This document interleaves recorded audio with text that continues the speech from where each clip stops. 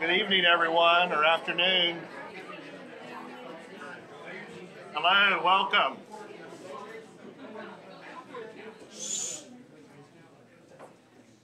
I will say, out of the 8 communities we've worked in, I think this is the biggest audience we've had so far. This is great. It is a great pleasure to be here in Northfield. I have several people to introduce and thank before we begin the presentation this evening. First, I want to thank DHCD, Richard Amore, Leanne Tingay. The state of Vermont worked really hard to secure this funding from the federal government to be able to do these recovery plans for the 8 communities across the state. And we've been deeply humbled and honored to do this work. Most of the team worked on the Gulf Coast of Mississippi through the recovery of that, and we know the challenges that you've been through. And so we are very honored to be here looking at this here. We're grateful to Richard and Leanne and DHCD in the state. We have a great team that's worked with us through the week. Ben Muldrow with Arnett Muldrow, Lee Miner, she's been doing retail consulting. Randy Wilson, Community Design Solutions, has been doing renderings, or randerings as we call them. We have Stephanie Francis with South Coast Consulting. Stephanie endured Katrina along with Stacy Pear, also with South Coast Consulting. They live in Mississippi and Louisiana and can talk to you about FEMA all day long, or any other fun stories you want to hear. We have Laz Skangas and Heather Fontaine with Arnold and Skangas out of St. Albans, and Tom McGilloway and Nate Scott with Mahan Reichel. Tom lives in Baltimore, Nate now lives in Ohio, and has been part of our team from the beginning, so we brought him back from Ohio for one more visit. We also have with us engineering firm that was involved in the project through this, and he's unable to make it this evening, but you rest assured you will see more of him as we move ahead. Finally, there's one additional person I really want to thank, and that's Michelle Braun. Michelle, you have done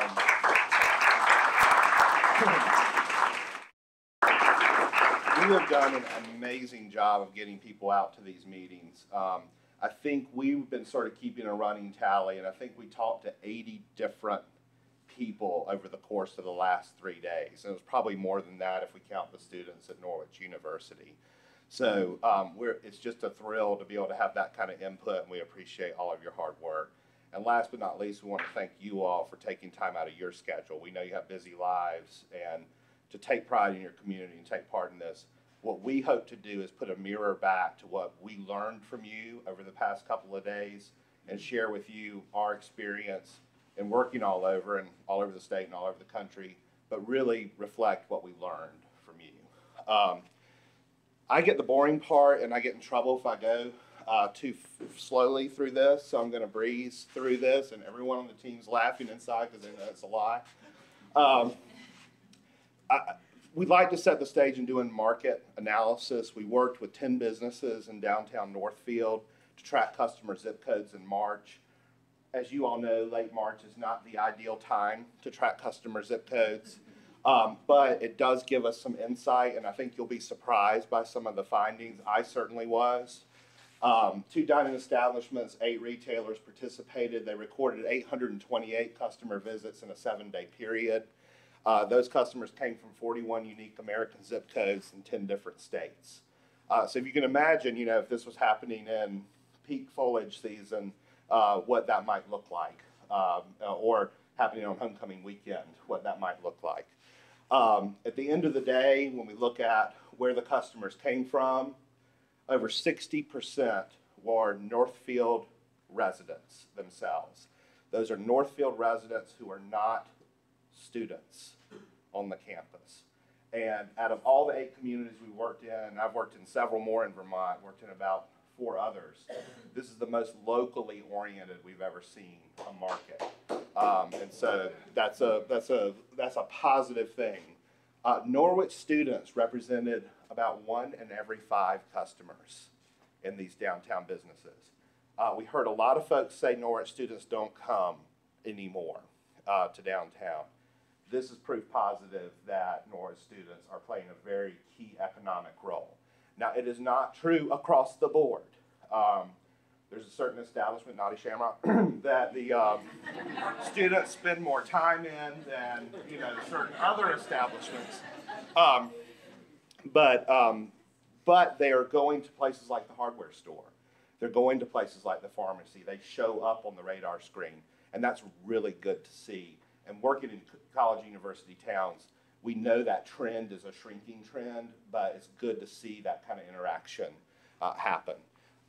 Roxbury, give someone from Roxbury a hug. That's your next most loyal customers. And then you have Montpelier, Barry, and then you move sort of down the line from there. Your visitor traffic at the end of the day, really looking at about 6% that are out of the region, out of the area that are coming in. And certainly during warmer months, during fall, during certain events, that number is going to expand. This is a little fuzzy slide, but we turn this into what we call visits per thousand. This looks at customer loyalty. So rather than just looking at who's coming, we're looking at the frequency of visit per thousand people who live there. And this is where we were able to sort of separate out. And we had to do a little work here. We're looking at the zip code, not the town. So the population numbers you see are not what you're accustomed to seeing. We were backing out what the estimated student population is at Norwich. We're looking at about 100 visits per thousand people for Northfield, 70 for Norwich students, 68 for Roxbury, and then it jumps way down. Williamstown is the next most loyal market. So again, very highly localized in the market here. When we look at the two zip codes, the Roxbury and Norwich zip codes together, which ended up being, and that is including Norwich University, then we can start looking at some of the population trends and understand some of the growth that's going on. Your population in 2013 was estimated at 7,354. Now that's the two zip codes. So if you're accustomed to thinking what the town population is or what the university or population is, this is a different geography. It grew by 7.5% between 2000 and 2010. We know anecdotally, through talking to folks at Norwich, a lot of that growth is attributable to growth on the campus of the student population. And know from building permit tracking that Michelle shared and others that, it's not an influx of people just coming in and building houses, a lot of student growth. I will say that, though, growth in this state is critically important. In most communities we work in Vermont, the population of the community is declining. So to have growth in any facet of your population is critically important and a good thing. About the only area of true growth in the state is Chittenden County. When we work down in the lower part of the state, Brattleboro, Springfield, we're looking at 7% decrease in population. So just to have increase is really important, just from a dollars and cents standpoint. The median age is 30.7. Again, you're bucking the trend. You can, pat a student on the back for that because they're counted in the census, so they depress your age down to 30. Vermont is the second oldest state in the union. Maine is the only one older than you all. And Vermont is about 42 is the median age, and the United States is 37. So it gives you an idea. Just having a university creates a youthful environment. The income level here, the median income is $56,000. I will say that caught me a bit off guard, partly because, again, students are counted. And students don't have big incomes. Now, they might have parents who are helping them spend good money, but they're not earning that income. $56,000 is about $4,000 higher than the state. And so that's a really robust number to have. Now, that's the median. So basically half of the population half of the households are making less than that, half of the households are making more than that. And so there's still pockets of poverty within this community. You all know that to be true. And there are pockets of wealth as well. The median housing value is $174,000. I put Montpelier up here because I think it's just a valid thing to talk about. We heard that a lot, that several people who've moved here would look at maybe living in Montpelier and then say, why don't I move to Northfield because I can get more for my money and living in this community. Montpelier is one of the more expensive median housing values. I'm going to go through this chart in detail over the next 45 minutes. At the end of the day, I'm just showing you that I did some number crunching. Actually, I had people that worked with me that did some number crunching with us. When we look at this geography, consumers spend $162.1 million in the 2 zip codes. This counts income, population, it factors in the students are part of this. So that's 162.1 million. Your retail supply in the same geography is 116.6 million. And those of you I talked to yesterday, we were looking at revised numbers now because we're changing our geography. Every year, you pack up $45.5 million and you send it off to other markets. And so that money you're spending is when you go to Shaw's and spend money on grocery instead of shopping at Tops. That money is when you buy clothes at a Chadwick's instead of buying clothes from Family Dollar. That's when it's just whenever you're leaving town or spending your money elsewhere is what you're expected to spend versus what you're actually spending here.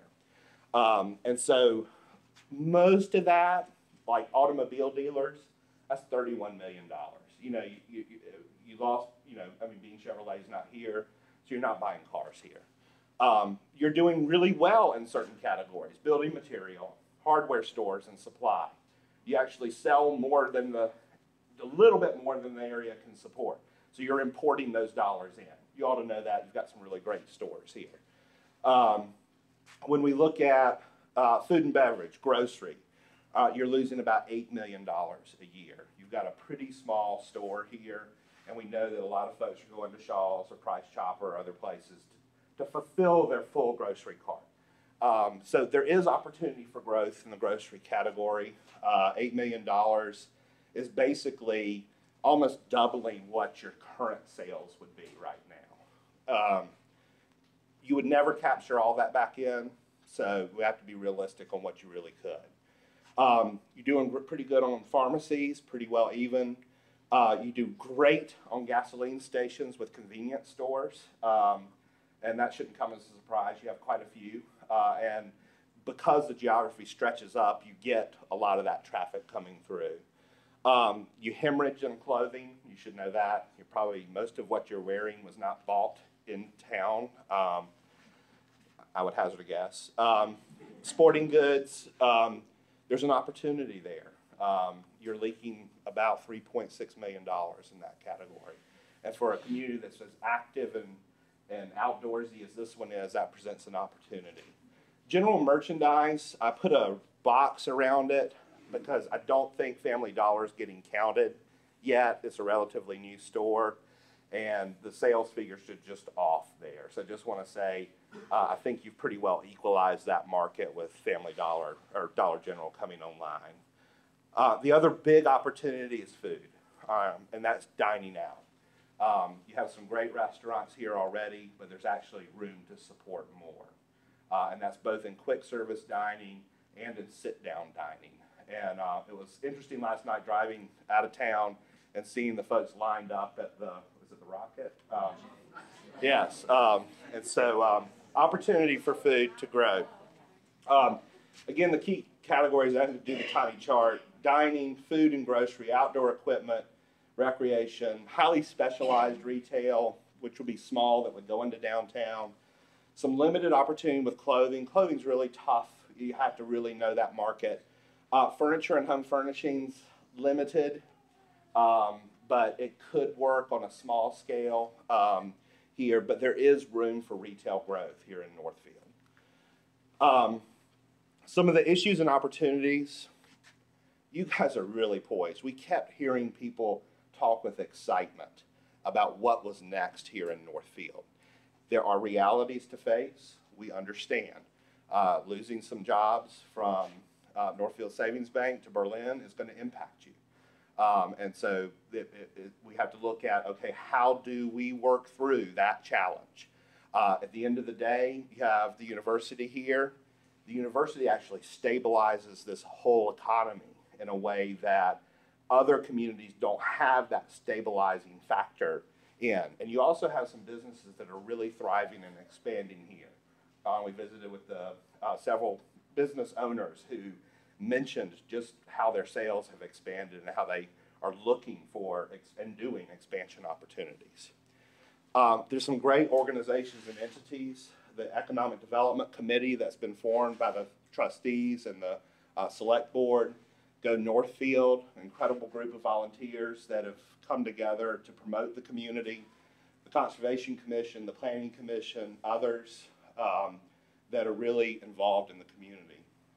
There's a real need for a cohesive marketing strategy. There's a need for you to tell the story of what is happening here. There's a lot going on, and I'm not sure the world knows it. I think if you were to pull someone aside in Barry and Montpelier and say, what's going on in Northfield? They might know Condoleezza Rice is coming to speak in a few months, or that the governor was here yesterday, but they may not know other things that are going on here.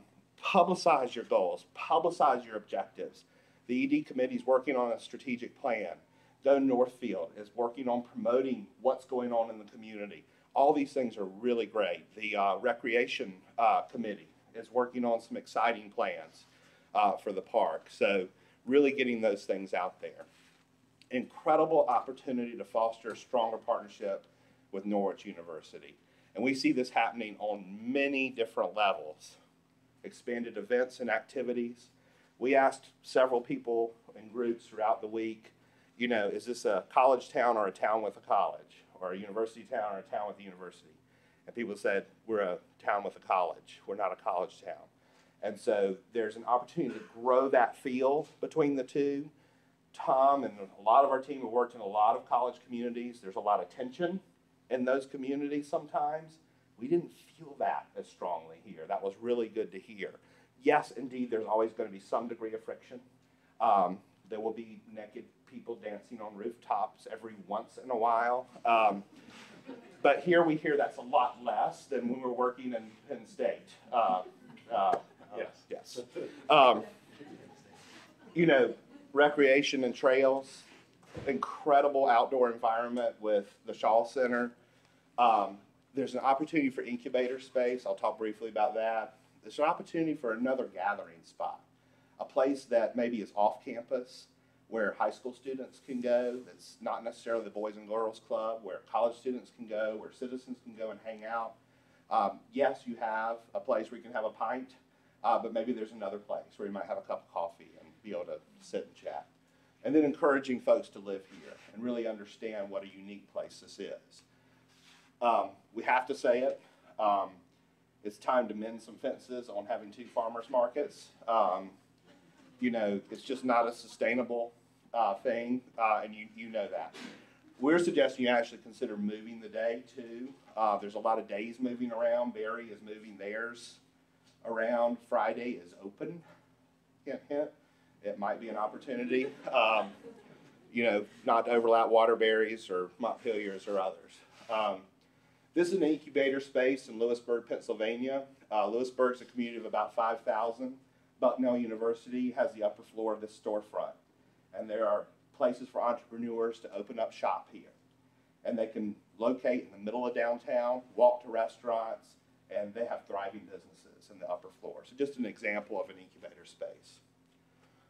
Real chance to connect the dots. I'm going to let Tom talk about that between the Dog River, the Common, the university, the neighborhoods. Tremendous chance to transform what the devastation that was caused by Irene along Water Street into a park and a public space that can be one of the things you're most proud of in this community. And then there's an incredible chance to connect the spectacular rural landscape, the farms that are all around you, that are part of your heritage, into this downtown and into the town itself. And then there's this chance to share stories of home. And we're calling this Welcome Home Northfield. The goal is to enhance the desirability of living here in this community. We're looking at things like employer-assisted housing program that might work through Norwich. We see a lot of universities do that by suggesting their employees and giving them incentives to live in the town where the university is. There's restoration or down payment assistance that might come through the ED efforts. Your ED committee recognizes that housing is a piece of economic development. I love, that was music to my ears to hear that. We're suggesting the Be a Good Neighbor loan program. Teachers, firemen, police, municipal workers, encourage them to stay here, to live here, to invest in their homes.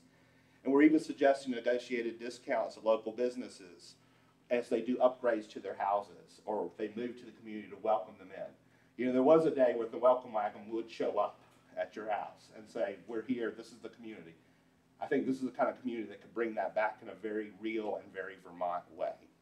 With that, I'm going to stop after 25 minutes and turn it over to Tom to talk about the physical enhancements portion of it. Great, thanks, Trip.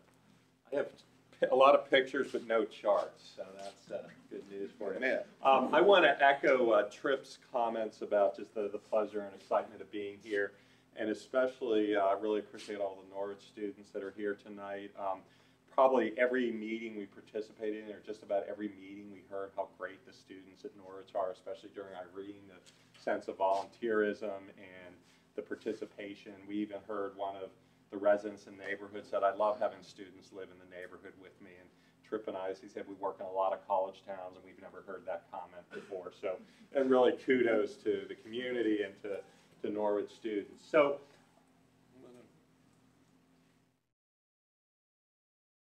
So a couple, what I'm going to talk about with related to physical enhancements, some just additional goals in addition to what Tripp talked about. We developed a master plan. I'll give a brief overview of that. We've heard some issues about Main Street, particularly pedestrian safety down near the university. We heard a lot of comments about the northern coming into the town from the north and the image of the gateway and some opportunities to enhance that. Some opportunities for the downtown core, and then lastly, there's a lot of conversation about Riverfront Park along Water Street and the river corridor as a whole. So one of the things we wanted to just emphasize in goals and physical enhancements that we're not planners coming down from on high and giving you a very Pollyanna look at, you know, if you had unlimited funds, how you could transform your town. We want to focus on some realistic, some short-term, but some long-term goals as well. Enhanced gateways and streetscapes where they would make the most impact, enhanced open space network, pedestrian safety, and then activating the downtown core. You have a great physical structure. The commons, the square, the sense of coming into downtown is really amazing, but we heard from a lot of people saying, you know, we'd just love to see more happening in the commons. We have this great square. Let's have some more activity here.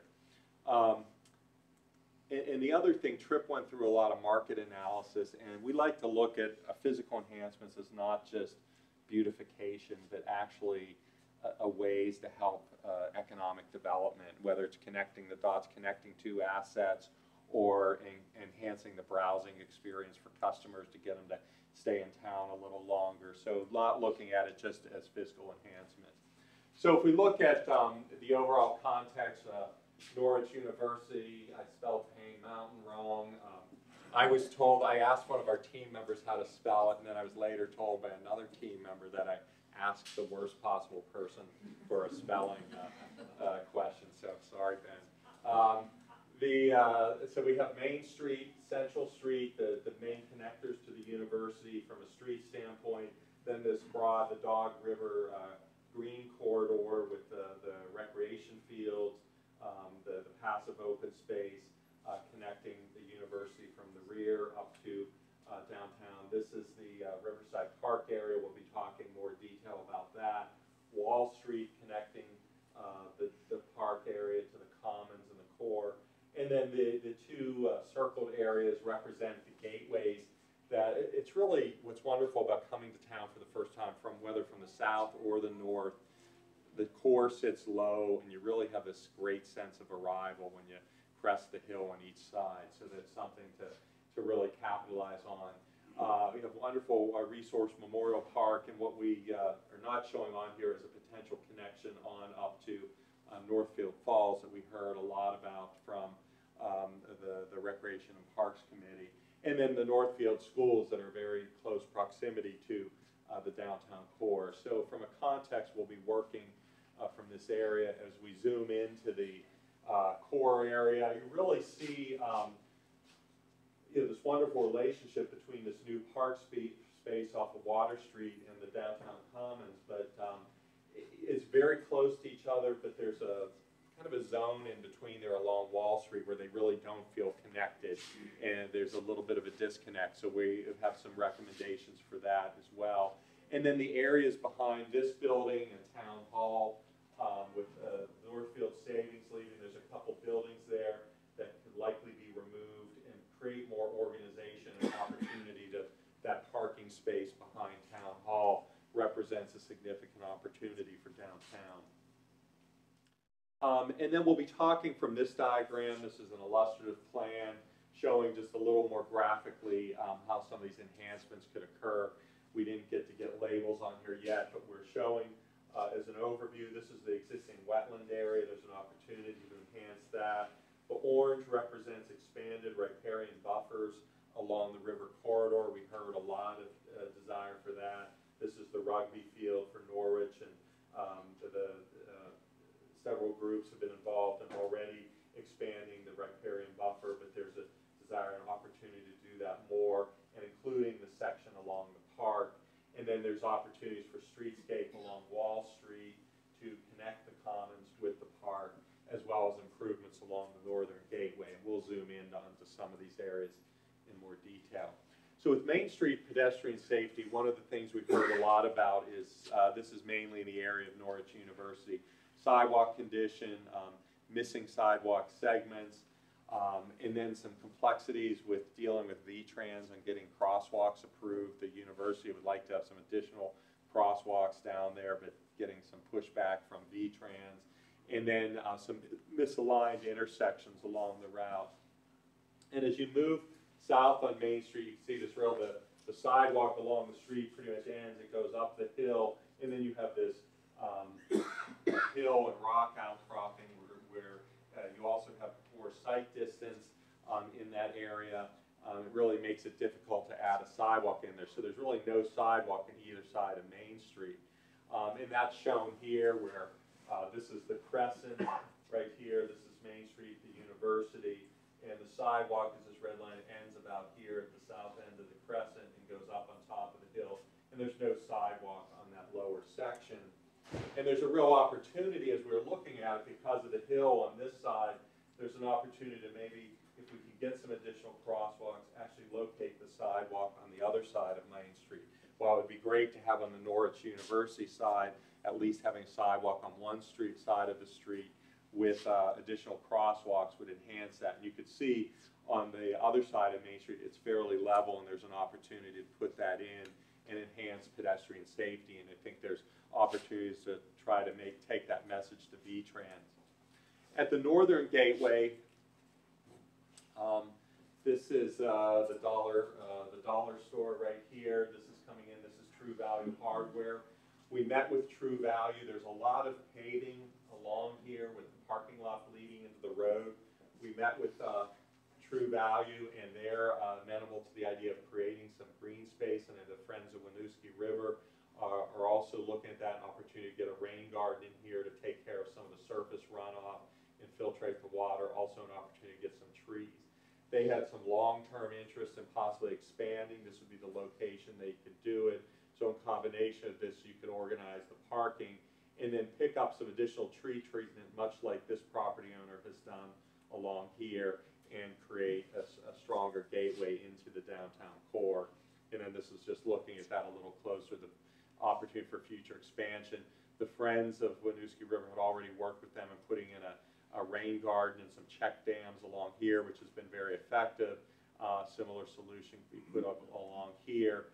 They've also had a lot of problem with cut-through traffic through here, and this will help by not having a continuous open curb along all of that frontage. Randy, do you want to? We met with the owners of the True Value Hardware store, and of course these are the existing conditions. And they had already talked to the franchise architect who proposed quite a nice improvement that they're considering, and this is that photo rendering that architect did.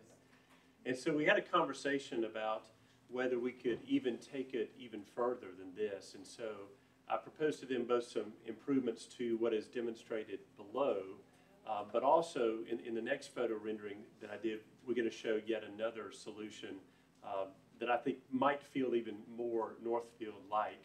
So here again are the existing conditions. In case you aren't familiar with the detail aspects of the architecture, it's hard to imagine, but underneath this vinyl siding, it's just concrete block that's insulated, but they have furring strips. The point I'm making is it's prepared to receive some new siding. Whereas over here, this vinyl siding actually conceals brick, so the brick is actually there. If you're aware, right across the street, the Dollar General has used panel brick. In other words, the kind of siding that we might propose here is what they've used. It's actually a series of, it's just siding that looks like it's actually brick. They really don't care for this sort of shingled mansard roof any longer. It feels a little dated to them, and so we're going to show an alternative to that. And these columns are made out of what's called split-face concrete masonry unit, split-face CMU. And so the solution that we're going to propose in just a second is to take that split-face CMU and use it as a base that would anchor the entire building to the ground, use brick up above, and then terminate the top with metal. So this is that solution which kind of marries the two solutions, the franchise architecture and this one. So all of this material is basically galvanized siding. You know, it's like it's very similar to the kind of implements that they sell. You know, it's kind of a nice hardware-oriented material, the metal siding. Red for the corner, their franchise colors. Signage illuminated by some goosenecks lights. Panel brick here, exposing the brick there, and then all of it anchored on the split-face CMU. Existing conditions and proposed conditions. Yes, stay up here. Okay, sure. The streetscape, as we talked about earlier, with some streetscape enhancements that lot, the textile business to the north has already worked with some groups to put trees in several years ago, and that's very effective along the street coming in from the town. We're also recommending that where you have these big expanses of concrete, that not necessarily use cobble, but that the sidewalk becomes very visible across those driveways. So it's a cue to the motorists that's pedestrians walk in some of these areas. On the site at the corner where there's an opportunity for a rain garden, it might look something like this with some trees. This is another example from the co-op at Brattleboro where there's a rain garden adjacent to the parking lot, and that could occur at the corner too with more grasses. The other thing we heard, there's a lot of vendors that would occasionally gather. There used to be a hot dog guy that would gather his truck there. Was that you? Chicken guy, and then also ice skating, sharpening guy for 12 weeks. And so there's an opportunity that you just on that corner of the parking lot to create a little more of a place there. And this is, again, in Brattleboro. It's just a wonderful example. It's just a parking lot, not a lot of investment. They set up, I think they call it mobile kitchen or something like that, and they put out some flower pots, some chairs, some plastic Adirondack chairs, and set up. And so there's an opportunity to just inject some real color and activity in that corner, especially if you have the rain garden and planting to enliven that as part of the entrance. And this is Randy's photo rendering. This is the existing condition coming in. I'll let you describe that issue. So I think everybody knows where we are. True Value is right over here to the right, the new Dollar General here to the left. And we heard a lot of comment about the fact that we just feel like there's no definition, no edges, an arrival, you know, what we call the Northern Gateway. In terms of architecture, it's going to be a long time before, if ever, anything gets built. And so we're going to employ strategies to kind of create an edge that are non-built in nature, utilizing some of your new vintage light poles, using landscaping, trees, and things of that nature. So the plan that you just saw from Tom, we'll see here. This is kind of the tail end. In other words, the river garden would be right off the slide here, and this is sort of the rest of the kind of the greenway that would house the new trees and signs. Yes, I can do Photoshop snow removal real easy without a snowplow. So I'd be glad to come work for you anytime. But of course here, this is what we call a trailblazer. Ben will unpack the entire sort of directional wayfinding sign system a little later in the presentation. But we just feel like it's important to announce arrival into this distinct district. Yes, you announced arrival into the community further out, but it's also important when you get to the core to re-announce arrival to this special place.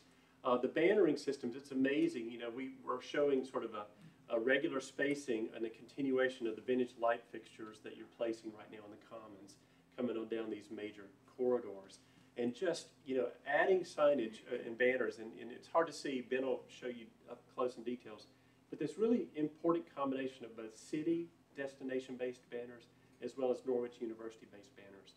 You know, some of the mistakes that some communities make is they put all the Norwich banners on Norwich's campus, and they put all the downtown banners in downtown.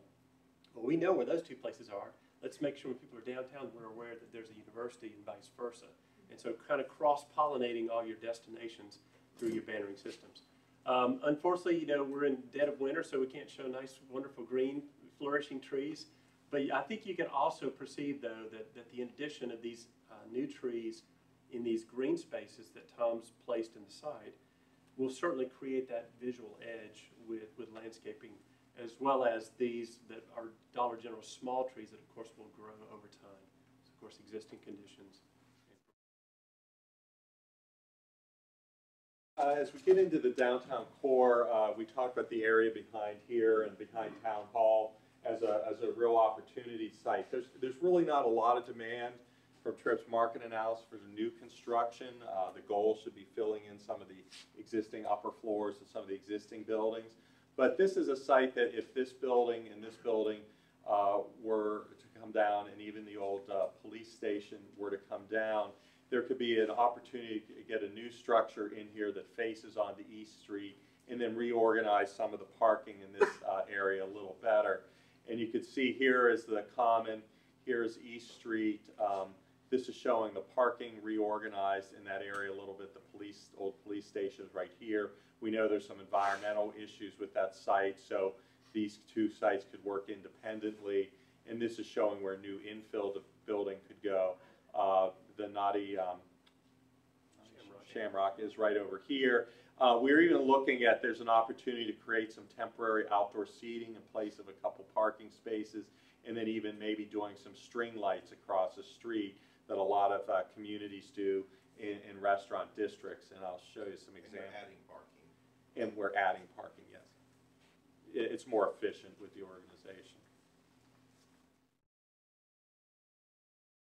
And of course, now that Kevin's in the room, I get to feel nervous and see if he likes this or not. I think everybody is aware. Can I see the pointer real quick? The Naughty Shamrock, of course, is right here on East Street, and then this building is occupied by, well, excuse me, it's owned by Mr. Lyons, but this half is going to become a brewery. I'm assuming that's public knowledge. If not, it is. Okay, good. If not, it is now. And so we have this really interesting dynamic where we want the two uses, because eventually, in addition to the tanks, you know, Kevin's long-term plans is to bust through the wall so the two spaces can kind of talk to each other, bar seating and that side as well. And so they need to have a relationship to each other, but they also need to be a little bit distinct, of course, because they're two different sort of businesses. The existing building, of course, looks fairly good. We have this sort of vestibule airlock, which we'd like to remove in the second generation. It's a little dark, but hopefully you can see this gets removed, and then the color scheme for these kind of the framing becomes sort of the Kelly green that borrows from the imagery of the Kelly green and the burgundy of the Naughty Shamrock, as well as his new color scheme for what's referred to as the Pain Mountain Brewery. So we Is it spelled right there? Yes, it is spelled correctly there. Thank you very much. Yeah. He asked the right person how to spell it. So we have two levels of signage. The first, of course, is just vinyl adhesive signage, which would be applied to the windows, kind of transparent. You can see through it. But if so desired, Kevin, this was what we came up with as sort of a painted figurative sign for you, and we can give you all the artwork for that. We love the methodology that you've used to illuminate your existing sign with those green goosenecks, and so we're going to borrow from that. And again, it borrows a relationship, but it's yet again distinct, but it also provides a little bit of distinction from the real estate office to the left. So again, to the right, the existing conditions and proposed conditions. I apologize sincerely, we just ran out of time in terms of showing the conversion of this into sort of some pop-up outdoor dining. As well as long-term, there's even a consideration of dining on the rooftop, which I think would be terribly, terribly exciting. Never mind. Yeah. What's been heard cannot be unheard. Okay. Yeah, and in that, a lot of communities, you could, for outdoor dining to expand, a lot of communities are actually expanding their sidewalk or curb and creating a curb bump out where you could expand the dining. But in a climate where you have a short season, there's also the opportunity to do temporary parklets or pop-up cafes. This is actually in our neighborhood at home in Baltimore, where 2 parking spaces were taken up with, just closed off with some planters and pots, and then outdoor dining for a couple months of the year. But then during the winter or the cold weather, they revert to parking areas. So it's a very flexible way to, without a lot of investment, to add some more activity to the sidewalk. And it could, you can move it around to different locations of the block. Different businesses could play with the idea as well. So it gives you a lot of flexibility, and that might be something to consider in front of the Naughty Shamrock. And when we talked about the overhead string lights across East Street, this is an example.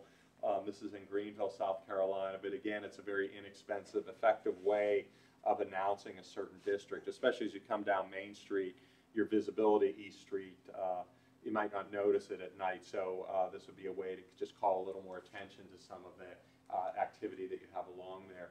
And even in the reorganized parking lots across behind Town Hall that we showed earlier, you know, there might be opportunities to hold, you know, another place to do impromptu events where it might not be appropriate to do something around the common with, whether it's food trucks or some other activity. You could use a parking lot for that, and that's done.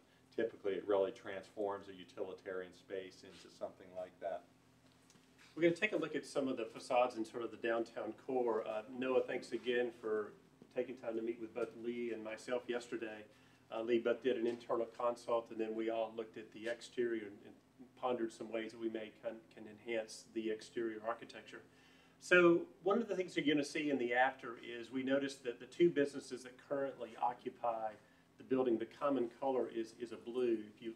It's kind of tough, but if you look at this middle blue of that ball of their logo, it's the same one as the blue of Noah's Bicycle Express. And so we decided we would change the red trim to that blue because it would unify with the corporate colors of both. The other thing it does is it provides a bit of contrast against sort of the orangish, reddish brick as opposed to the paint color here,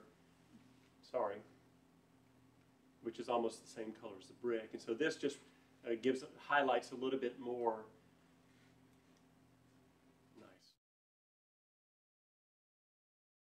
Highlights a little bit more kind of the architectural detail of the building. You know, and then Noah's secondary sort of accent color is that really wonderful green, and so that's what we've used for both the door and the gooseneck lights above.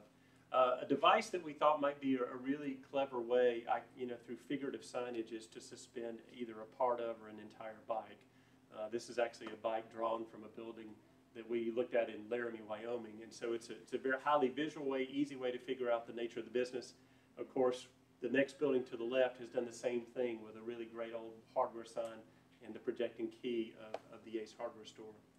Down here, Noah, in the meantime, these are just simply kind of knotty tire vinyl adhesive windows that you can apply to the basement windows just to kind of provide some texture down there. This is a building that Heather worked on. Heather did a great job on this. So this one, of course, hosts the pizzeria, which we ate at one day, and O'Maddy's, which we ate at another day. Both were really good experiences. Thank you very much. And a great looking building. I think everybody knows historically it was a church, and then devastated in a fire and reconfigured into this commercial opportunity. And through Heather's efforts, through signage, just unifying sort of the visual appeal of both of them, and also unifying it through, you know, a common color, an awning scene, and then there's this little trim color up here, just defines the upper edge of that parapet and kind of gives a sense of detail. And again, it's amazing, just the infusion of a piece of green color on those dominant trims just unifies the whole thing. And again, just existing conditions and proposed conditions. And the thing that's really powerful about this is that's quite inexpensive, you know, so great job, Heather. Now I'm going to turn it over to Lass.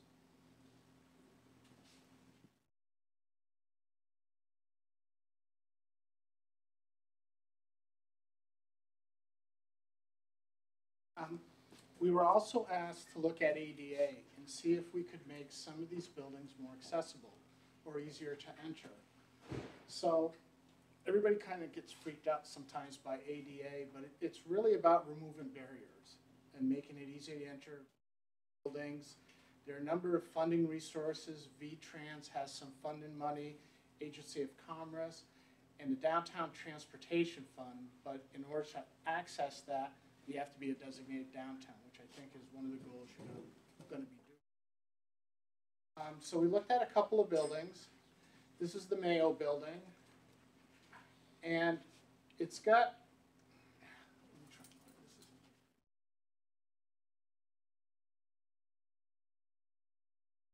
it's got pavement up here and it starts to drop. So there's an opportunity to make it accessible without putting up railings. And it's simply by pulling these stairs out so you could access the building at grade, and then you can access the sidewalk down through a set of stairs, which you sort of do there. We're just pulling that forward. So you don't need to hide the building with railings and all that, and you can make it pretty easy to access. We also looked at Depot Square at a couple of buildings. This is the Common Cafe. They have a pretty straight-in shot with a door that opens out. You don't have the clearance. Someone in a wheelchair would have difficulty trying to open that door.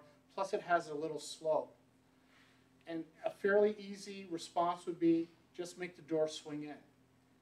You have the clearance, you can push the door open and you can go in. Another opportunity would be to remove the door and make the thermal entrance here so you're swinging onto the sidewalk. They do have costs, but they're fairly inexpensive and you don't have to build ramps and all that. Another place we looked at was the law office and Work and Wise offices. And they currently have a step right here. It's about 4.5 inches. But if we took that step that sits there and brought it out and actually lined it up with this stair opening along here, we can put a sloped sidewalk in, has a little curb so it keeps you from falling off the edge. Again, you don't need any handrails. It's easy to go up there. It's very flat. It slopes and gets you up there. And it allows the sidewalk to continue without interruption. Now we hit a couple of buildings that are a little more difficult. One is Transvideo and Bike Express, which has these set of stairs and this edge where you could fall off pretty easily. And the other one is Fernandez Hardware. What we did is just a simple ramp that comes up along this edge and would get up to this landing. We continue this handrail and just put a simple stair on that end. So you can either walk up a stair, walk up a ramp. We made it a little safer by not having this drop-off exposed. Fernandez Hardware was a bit more of a challenge. There's a lot of height to make up. We would have to do a switchback ramp that would get us up to the floor level. The door doesn't meet the clearances. It would have to swing in. Of course, if anybody's been in that hardware store, you know, we can get you to the door. We can't do much more. But at least, you know, the entrance is the same for both. You know, we try to make a common entrance. And there might be other design issues, but this is sort of our first blush looking at it. Another one was the Laundromat Community Church. There's 3 sets of doors. The center one is a stair, and the other 2 are at-grade entrances. But they have a wood threshold, and it's a little difficult to see, but it's about an inch step up, and then the floor and the top of the threshold are the same. By making it a wedge threshold, it makes it very easy to enter with someone in a wheelchair. You don't have that bump, they can enter right in, and it just makes it a little easier to access these buildings. And then as we move back outside on Depot Square and the Common, we heard, as I said earlier, a lot of desire to make the Common more activated and active. And one simple thing that could be done, a lot of places are doing, using portable chairs and tables, putting them out that people can, on a cold day, move them into the sun. If it's warm, they can move them into the shade. And it really is a wonderful way to activate an open space, and again, not very expensive. if you're worried about theft, you know, you could get a long chain. We've seen these were just a very long bicycle chain that could loop through them, and then you could still move them around within a certain distance. But for the most part, a lot of communities are putting these out without major problems. As we move to Riverside Park and the corridor, so we're looking at Riverside Park. Here's the common area. We mentioned earlier Wall Street is really, there's no sidewalk along there. We saw a lot of people walking along there in the slush and the puddles and traffic. And it really would, this is such a tremendous opportunity to link that to the common would be very important. Here's one of Randy's, this is another one of his renderings, a before view. See, there's really not a designated place to walk. There's not a lot of definition to the street.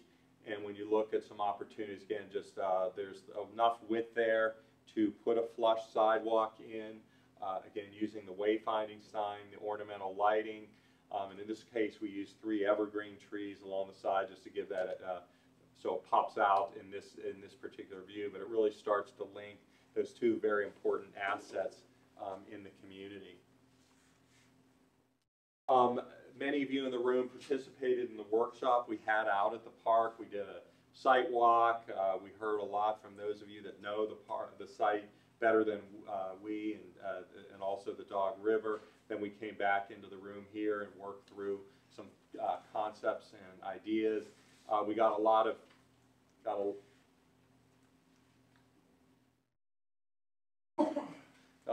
input, and our report will detail a lot more of that input. But essentially, in conclusion, it's kind of some 3 main core values that came out of that discussion. 1, environmental sensitivity, really responding to the river, the riparian zone, and the natural systems associated with the river, promoting social gathering, and then exploring educational opportunities, expanding the buffer, providing flexible use areas, not over-designing the space. But some of the ideas that came out over and over again was a playground, open-air pavilions, some seating and picnicking areas, some parking, but really the appropriate level of parking, and then some open, flexible spaces. We asked who could be partners in making this happen and helping to maintain it. A list of many organizations were identified. Many of these organizations participated in the effort. And then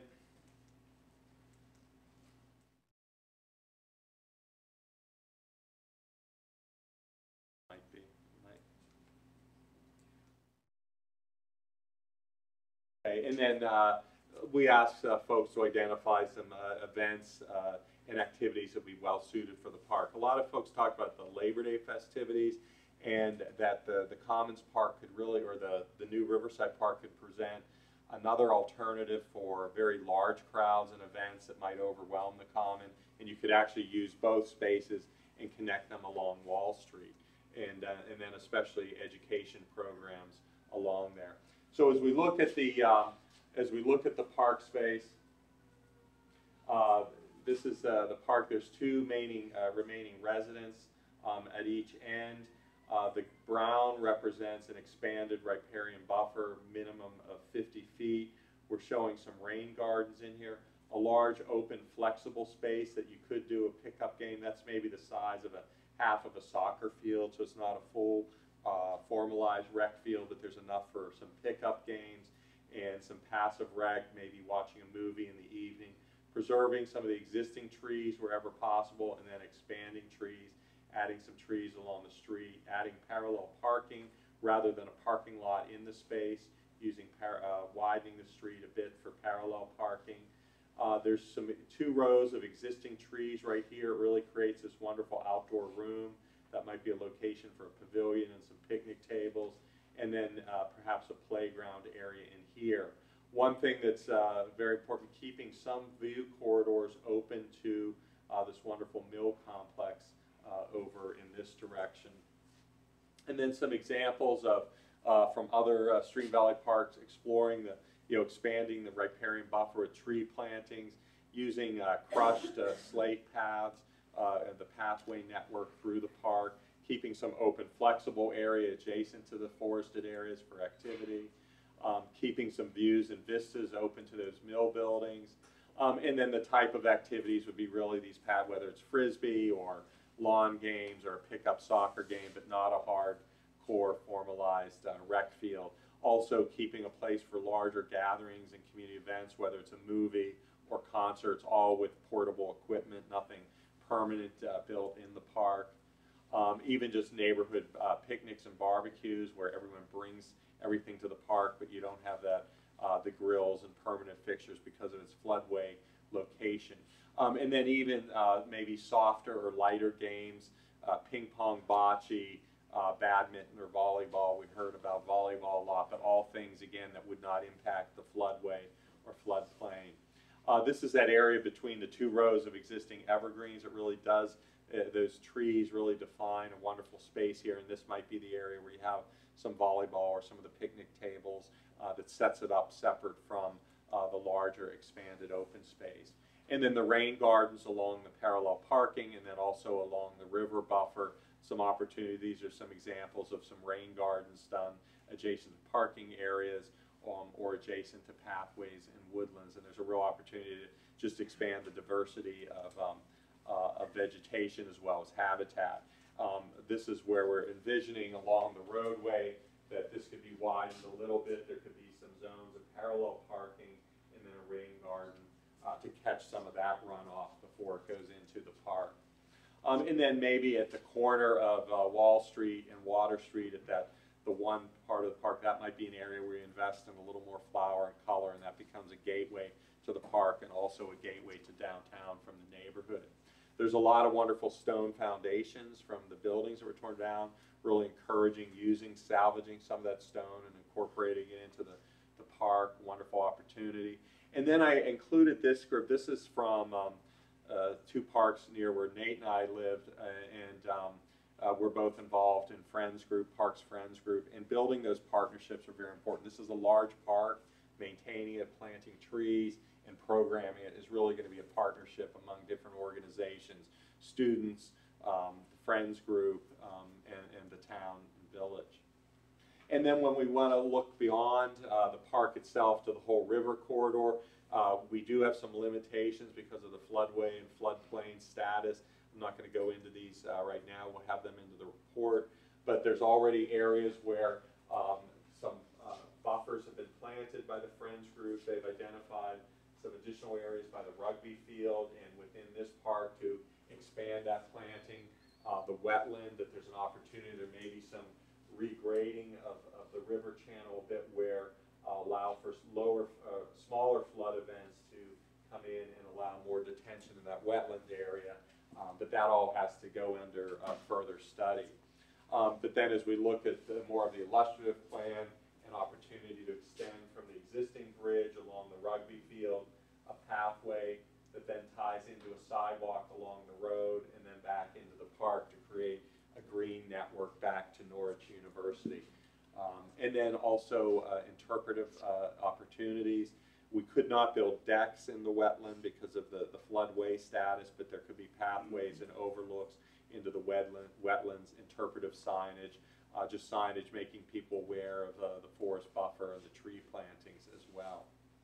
The community garden, we heard, that was one thing we heard a lot of. We heard some people wanting a community garden in the park and others not. And we think the more appropriate place would be up on some of these lots along Water Street and maybe potentially back here, but this lot works out really well where some of the houses were removed and cannot be rebuilt. That gives it a little more access to trucks delivering mulch or something like that. And then it's quite a large program element for the park and keep the park fairly passive. But the community garden can not only be just a great resource with the food and a benefit to the community, but it's also a social capital building activity. Building that, maintaining it is a great way to encourage social gathering. All right. Always love taking over a presentation in an hour and 10 minutes into an hour-long presentation. Makes for a lot of fun. I tell you what, I'm always thrilled to work with this team. Their professionalism is of the highest caliber. I don't know if you noticed in that last part, but in the rendering that Randy did on Wall Street, Not only did he show you what sidewalks would look like, he showed you what the sidewalks would look like when they're covered in mud during mud season. Thought that was a great detail. Hey, it's realistic. He's amazing. One of the things that we're going to kind of wrap this presentation up with branding and marketing, and it really is focused on helping the community to tell the story. One of the things that we always have to look at is the identities that already exist, and obviously with Norwich University, they've done a phenomenal job at crafting their message and telling their story. So we wanted to use that as a communication foundation for the community, understanding, especially with their own colors that they use to represent the institution. One of those colors is shared locally with your school. So you already have inherent community pride kind of invested in that, we said maroon, right? Well, you can make sure it's not burgundy or garnet or one of those variations in the maroon. So what we did was we took those two colors, we added to them a blue and a green, and then also kind of a base gray to tie them all together, creating a palette that would allow us to play off of some of the things that already exist while also expanding and getting a little more depth. Then from there, we selected two different typefaces. Both of them are very traditional typefaces. They're serif typefaces, and they will allow us to do some nice things, but they will also, they will make sure that we can maximize legibility and really kind of create a look and feel that we are looking for. And then the next thing that we did is we always like to look at existing art. And with a very quick trip right across the hall to the Historic Society, we saw some really, really great illustrations that had already been done.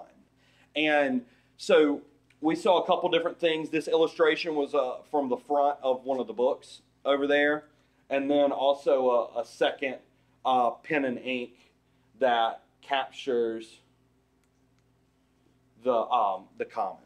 So some really, really great things that you would already kind of see, and we wanted to figure out some ways that we could tie all that together. Now, the third thing that we did was we created what we call a brand statement. Brand statement is our opportunity to take the things that we heard from you all and tie it together into an overall direction. So I'll do my best to read this to you. To many, life is a road worn smooth by all those who have traveled before, always moving, but never progressing. But to a special few, life is a trail, cut through the greens and blues of beautiful surroundings. On this trail, it never matters which direction you head, you're always moving forward. Northfield, Vermont is on this trail, nestled by the waters of the scenic Dog River. For nearly 200 years, leaders and heroes have traveled this trail on the grounds of Norwich University, the nation's oldest military college. At Norwich, students expect challenge and achieve distinction. These trails come together on the green of the common, where we celebrate life in the Green Mountain State.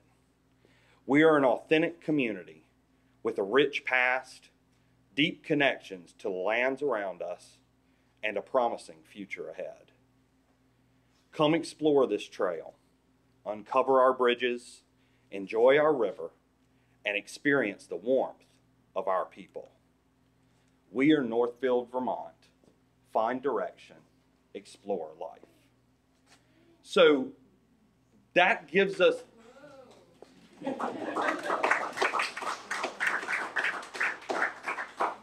so when we pull it all together, we've got the traditional typeface, we've got the opportunity to kind of tell this very simple yet bold statement that if you dig into it a little bit, you can kind of see where we're tying into the essence of your name.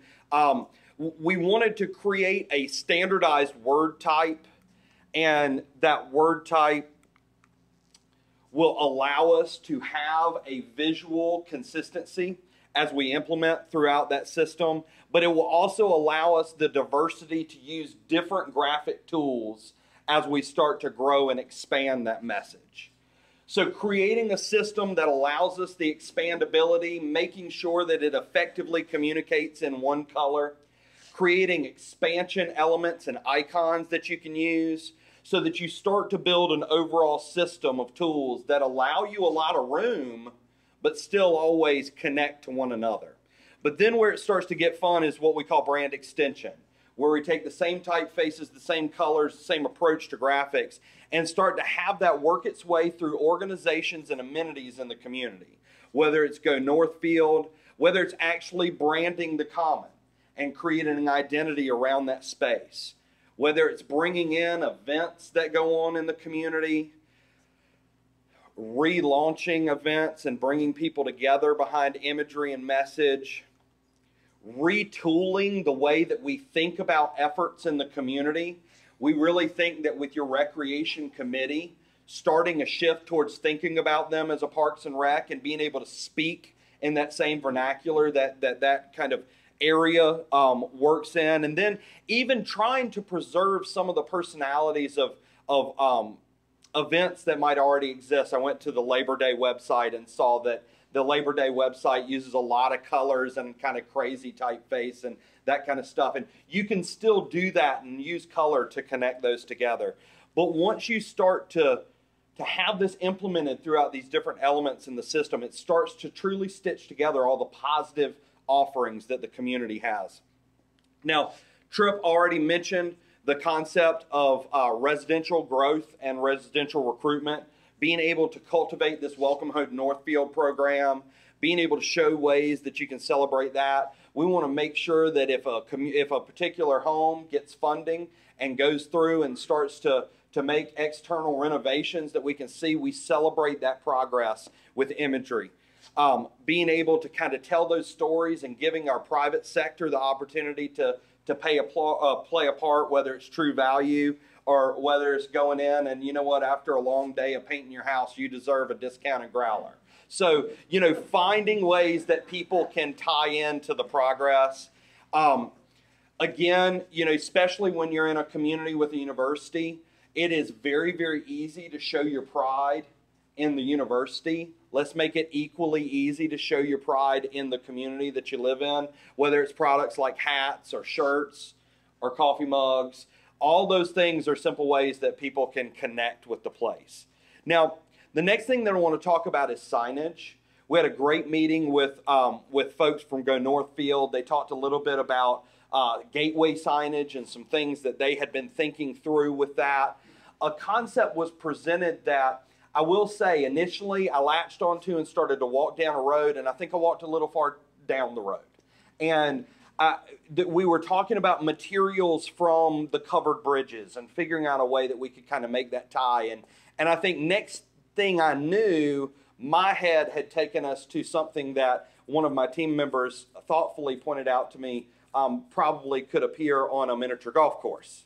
And the point that he made was, it's one thing to pay tribute to resources.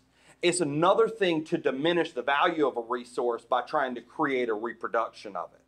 So what we did was we looked at the materials that go into the construction of some of those covered bridges, and we simply created a gateway sign based off those same materials. Stacked stone base, barnwood siding with a metal type roof.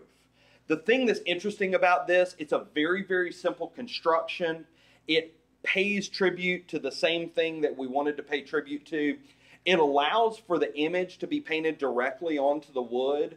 So even with a little bit of age, it still wears the way we want it to wear. So it minimizes the maintenance that would be required for upkeep for something like this. But it also sets the tone. Now, after that gateway sign, though, the thing that becomes truly important is creating a comprehensive wayfinding system throughout the community. So we greet them with trailblazers. Randy's done a fantastic job of showing us how some of these signs can appear in the community. So being able to announce gateway into the central core, 2 different scale trailblazer signs, one for vehicles, one for pedestrians. So we start to create this consistent message for people that might not be familiar with the community.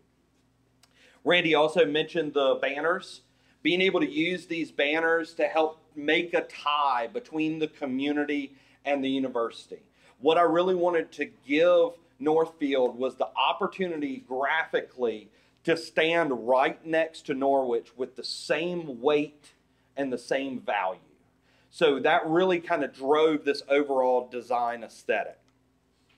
From that, additional signage, being able to sign park amenities, sign the community garden amenities, and then finally being able to take some of the imagery from the community and tie it together to create a sense of the personality of the place. So all of these pictures were taken over the past 2 days with this fabulous weather that we've had and the non-construction views of the common and the non-muddy areas. And even then, I think we were still able to capture some pretty stunning images of the place that you all call home.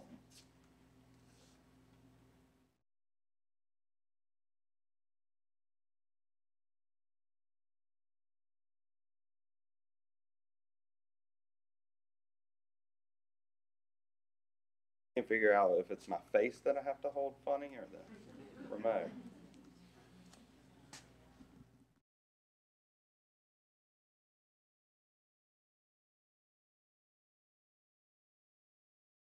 Hopefully, after you start to see the series of images and how they come together, you can see how quickly the simplistic approach to design and the strong, bold word type start to connect all of the different personalities and experiences that your community has to offer.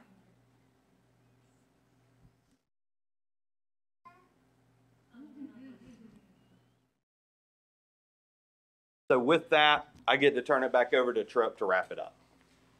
I hope you can see from what the team shared with you this evening, the last 2 days since Monday have been very intense for them. We've tried to listen very hard to what you said. This is not the end of the line for us. We'd love to hear your feedback and input this evening. We're going to be working on what we learned from you, what you feedback to Michelle, and doing a refinement. We'll be working on a report that incorporates a lot more detail. You get to read all the detail of my market study, which I'm sure will be great late night reading for insomniacs. We'll be doing an executive summary poster. And then we're actually got a phase 2 project that's going to launch right away where we're working on identifying a grant opportunity. There's phase 2 funding to implement some of the work that we're recommending. So we're actually going to help you write the grant that we identify together and help you work through that process for DR2 implementation funding that will come from the state through the federal, or through the DHCD from the federal government through them. So that's some of what's ahead of us, and we expect to wrap this up in June because the goal is to have a project implemented by the end of 2015. So if we are successful in that grant application. Again, I want to say on behalf of the team, thank you for all the input you gave us. It's been a real pleasure being here this week, and we've really enjoyed the warm welcome we've had. Thank you very much, and we'll open it up to your questions. So. Yes, sir. I think you gave us a lot of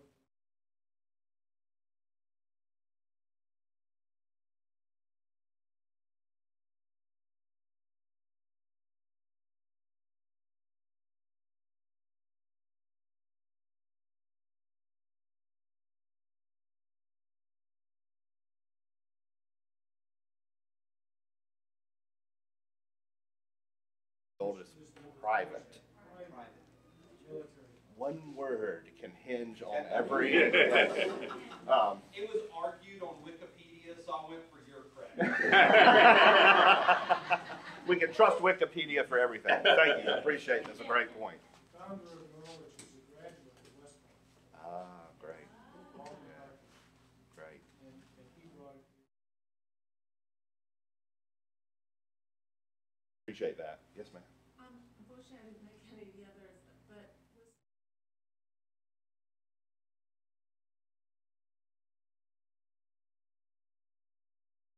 Yes, and that's what part of this whole promotion piece is about. I mean, just like we're a team of 10, you know, people. We're coming here not in full season, so guess where we're staying, you know? And I mean, so that's an issue that part of what we want to do with the marketing piece is be able to connect the inns and the farms and some of those things together with the accommodation. And I'll get into some more detail on the market study related to that.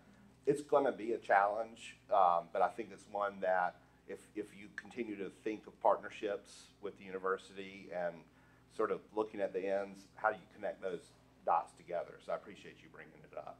In 3 days, we can't, or in the presentation, we can't hit on everything we've heard or talked about, but that is a very valid point, and it came up several times. So, yes, ma'am.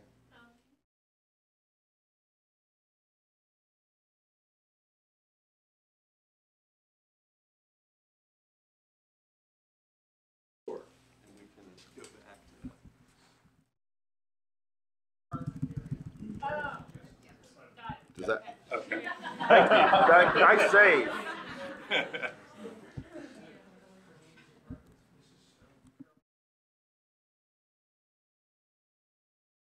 Yeah. Oh, here's the sign for it. I'm moving all over the place. Other questions? Yes, sir. Could you speak a little more about your vision for the incubator and resources to support? Yes, absolutely. We're seeing a huge national trend of incubators. And we're seeing a huge national trend of incubators connected with universities. And it really works where you have a university that's got a research focus like Norwich has. And the incubators are infinitely scalable, and they don't require a lot of capital. We envision it probably being in an upper floor space somewhere downtown. We did not want to specify a location because we felt like if we did, we'd be handcuffing you. But we do feel it ought to be in a place where the people who work in the incubator, when they want to take a lunch break, they can walk to lunch to different places. And we also feel like, and this is just me sort of thinking through this, some of the mistakes that folks make on a co-working space or incubator, accelerator, whatever you want to call it, is they sort of hem it in and say, well, it's got to be technology oriented and it's got to be this oriented. We're really thinking you ought to open the door to any kind of business that's looking to start up. I'll just use an example. We're a company of, we're now 6 people, but we were 2 people for several years and then 3 for several after that. We would have loved to have a landing pad to stay that was not my basement for the first 4 years of our existence, where we could work with other professionals and share our ideas. And that would have been even better if we had a university there that we could capture interns and, you know, work with folks who are entrepreneurial and doing those things. So that's really what we envision as part of that. And I can go into more detail on it, but we think the financing's there, the creativity's there, and this is really a growing trend in downtowns. 20 years ago, they were doing these, but they were doing them out in industrial parks. And it was a whole different animal. This is really more for a whole variety of businesses that would start. Other questions? Yes, sir. This is one comment. The group of individuals.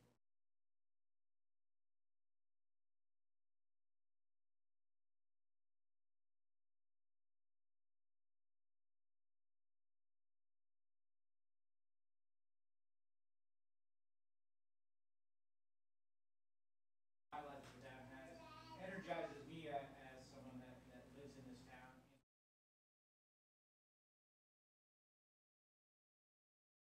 70 hours and started from scratch and created this amazing presentation.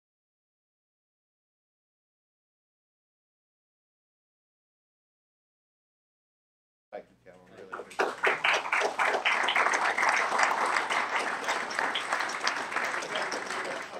Restaurant tonight. Can I thank us formally in about 20 minutes? Other questions? Yes, ma'am. Trip, we've met with you.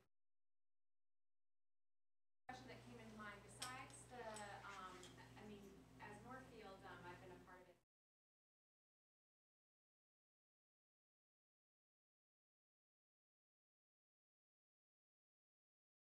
We're coming up with another great plan, and you guys are gonna lead.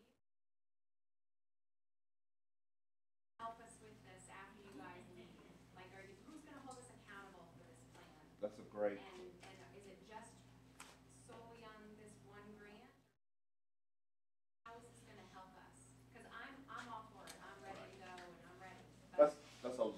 question. Let me touch on a couple of things related to this. One, we will be developing as part of this, and I'm actually headed to Waitsfield and Warren tomorrow, and I'll be in Waterbury on Friday. We're working on strategy boards for every community that does sort of a first step, next step, long-term, and funding identification. Stephanie on our team is the funding guru. She's sort of identified as projects come up, this can be funded with that, and this can be done this way. These short-term, medium, and long-term implementation recs are critically important because it gives you a roadmap. It's not just a bunch. What we've shown you tonight is a bunch of stuff. It's like drinking from a fire hose. So we've got to turn the tap off. Let's look at, okay, what do we do in 2014 for the rest of the year?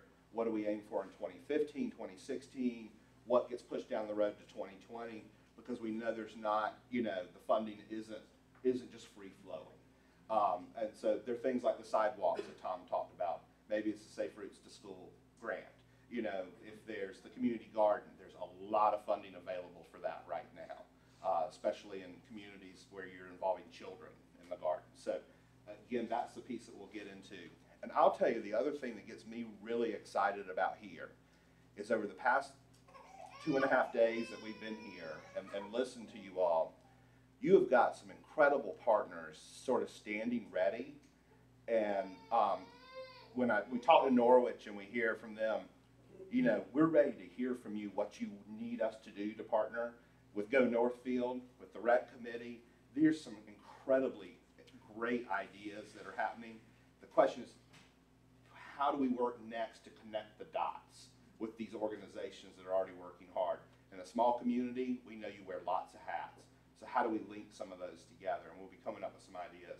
Something right off the bat, I'm joining the International Town Gown Commission. It actually has conferences and teaches communities how to work together with their university partners. They're the ones that are forefront of all these kind of ideas about incubator spaces and all those. I think there's some really tactical things that we'll be looking at. And then ultimately, we didn't touch on it, but it's more of a long-term organizational recommendation or medium-term, is how do we morph and have you work toward over time becoming a designated downtown. That might be 3 or 4 years down the road. It might be a couple of years down the road, so that you have access to some of the funding that we talked about as well. So I know we also have some great talent on the sidelines that would be very interested in what you presented today. Porous pavement at the university. We have other researchers. We have student groups that have designed for their senior projects retention ponds to mitigate runoff from new dormitories. How do we get the information you shared today to them, and what is the mechanism for them to provide comments before you finalize things in June? Great question. You have even more partners. You have representatives of the state EPA here. They're doing a brownfield program that's going to fall right on the heels of this effort.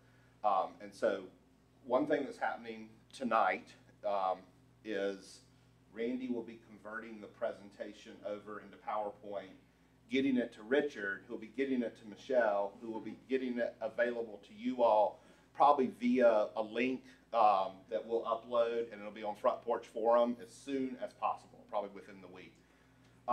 And it'll actually be a video recording. We've recorded this tonight, so whoever listens to it gets to endure the whole discussion again. But I think it's good that they hear it and not just see the slides, because the slides only tell half the story. After that, we will be coming back and meeting and getting some feedback.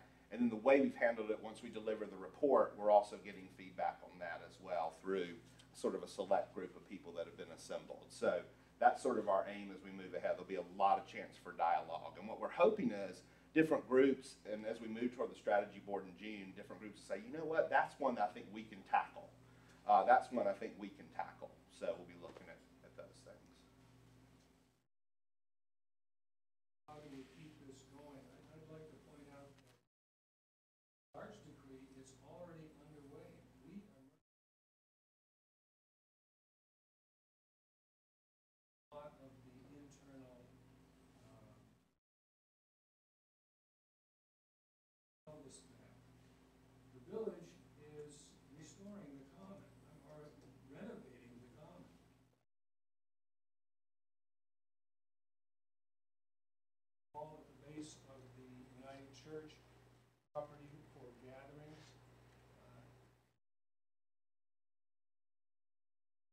economic development. That's right, the vote at town meeting to put aside $100,000 for economic development.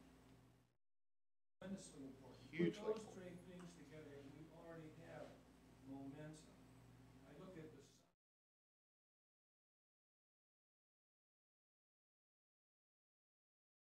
on our way.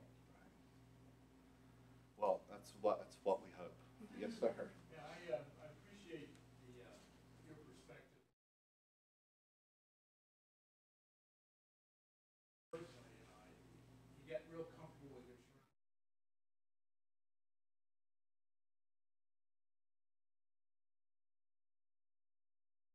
The question was, well, who's going to hold us accountable? I think we as other, because we have a lot a lot of potential here, a lot of resources, and we just need to, as Brett said,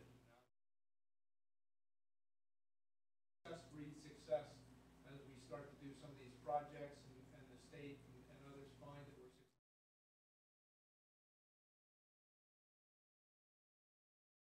I really appreciate all the work that you folks do. Thank you so much for saying that. And I'll say, Stacy gave us a few specific suggestions. Wilmington was one of the first communities we worked in. Wilmington's about the size of you all, perhaps a little bit smaller. Certainly it's got a little more tourism, ski stuff going on there. But all that aside, it suffered greatly after Irene. Wilmington already has raised significant funds to go along with their economic development effort. Because they raised those funds, an investor has bought 4 buildings downtown and is renovating those buildings. I mean, this stuff is, every time we go there, they're implementing more stuff. They're like 3 steps ahead of us on the planning. And so I have every confidence that this community is going to be similar to that based on what we've learned over the past couple of days. Thank you so much. It's been a real pleasure.